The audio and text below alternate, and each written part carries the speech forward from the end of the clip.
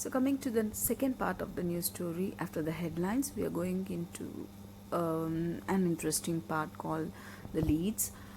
The leads are nothing but a short summary of what the story is going to be about, what the news story is going to be about, the characters involved in it, the contents involved in it.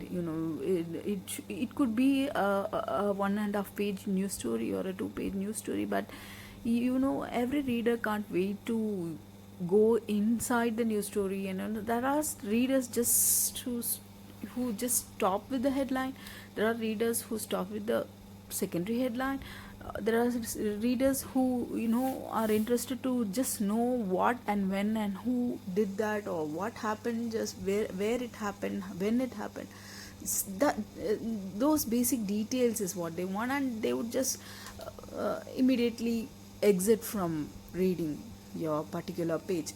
So if you want to give more information to the reader before they go deeply inside the story, and if you want the reader to be more interested in your story, you should make the lead more creative and also more informative at the same time.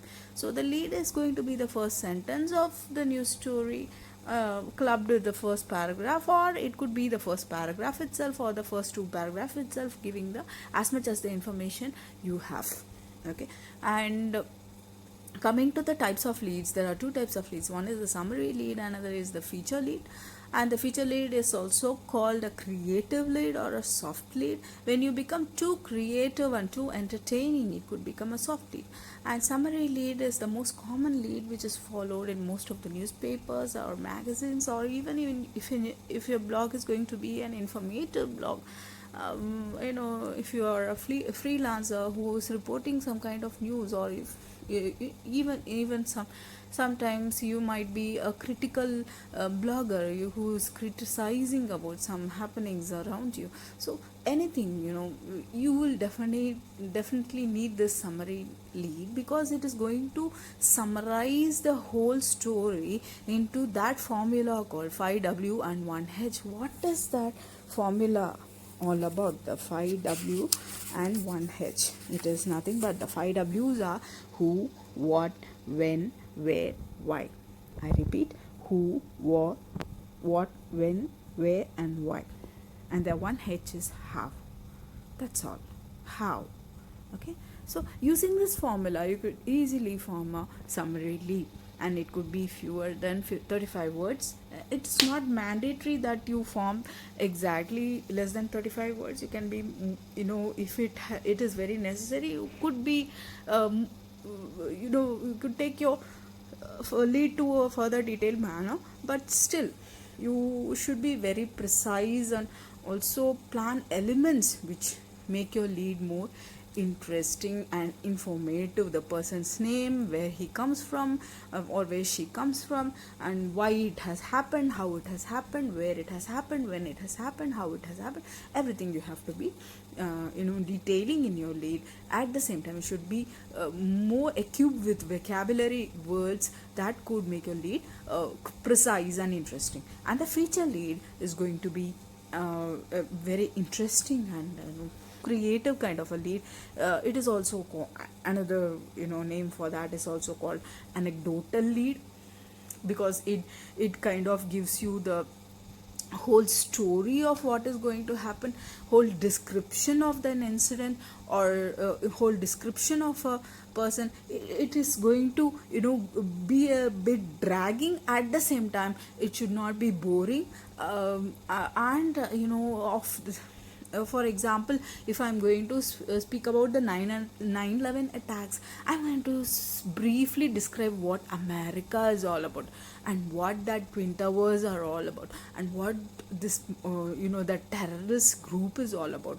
Then I go to the actual story, that incident, exactly what happened through those 9/11 attacks. So that this feature lead is totally different from the the nut graphs which will follow a feature lead.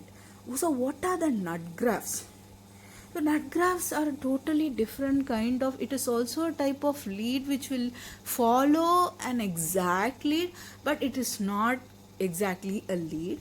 So, for example, if I, as I already told you, if I am going to speak about the 9/11 attacks, and I am going to speak about what this America is all about, the beautiful, the peace inside the country, the unity of the people, the huge and humongous, towers, twin towers are all about.